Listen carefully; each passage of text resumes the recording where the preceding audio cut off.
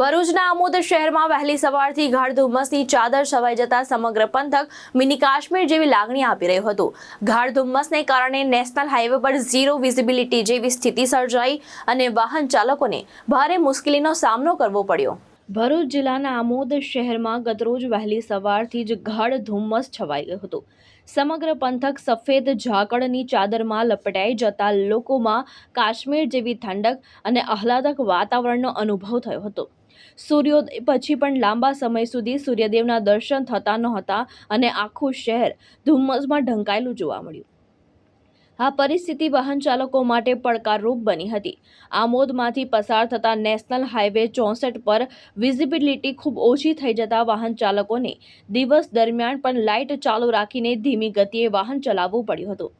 સવારના લગભગ 9 વાગ્યા સુધી હાઈવે ઝીરો વિઝિબિલિટી જેવી સ્થિતિ જોવા મળી। જો કે આ મનોરમ્ય વાતાવરણને નિહાળવા સ્થાનિક લોકો, બાળકો અને યુવાનોમાં ભારે ઉત્સાહ જોવા મળ્યો।